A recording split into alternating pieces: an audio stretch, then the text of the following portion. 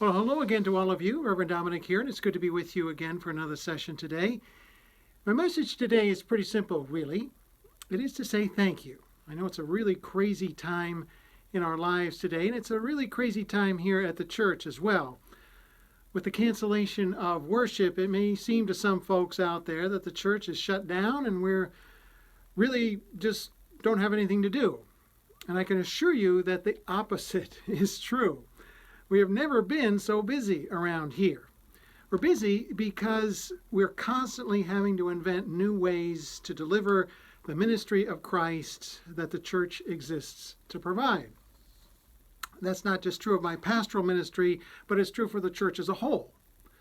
So there's some pretty steep learning curves that we're dealing with around here each day, and I'm grateful for the help of many people who are stepping up to serve our church during these challenging times. First, our staff. Our office manager, Beth Zhigrzewski, has maintained her regular office hours while juggling childcare, and her work here has truly been invaluable, truly invaluable. She's flattened the curve of our learning about new technologies and posting online.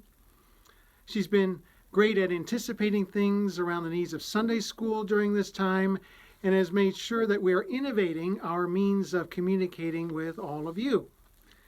Now, Beth is also our soloist and has been recording music with Mariko that has been posted up as well.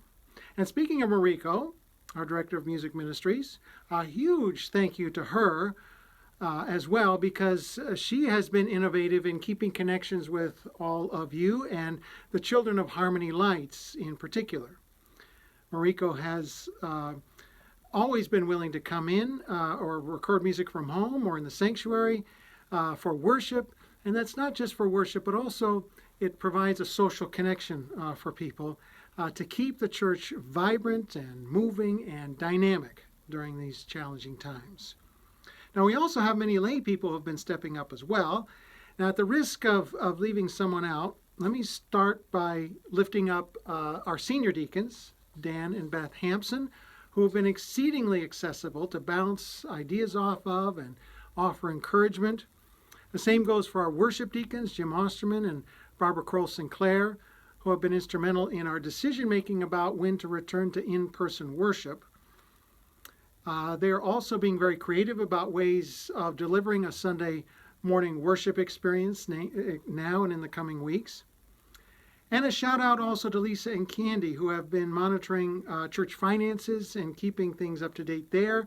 They've been very helpful in planning for communication with the congregation about finances should our cancellations continue long term.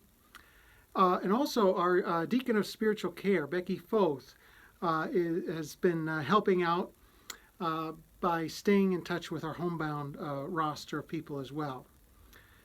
I would also say that it's great to have all of those who are on our board of deacons in the wings in their particular areas of ministry during this time. It really is wonderful to have you guys there because it prevents us from feeling like we're flying solo here.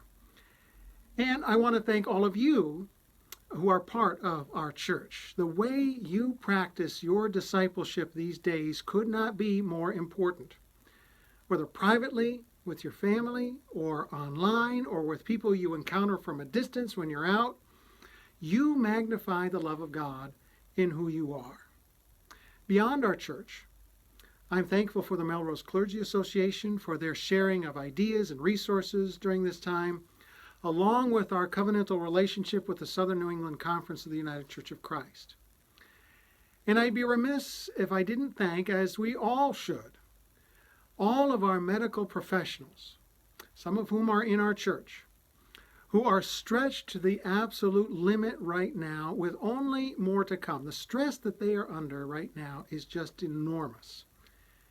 And let's not forget other people who are helping all of us out these days.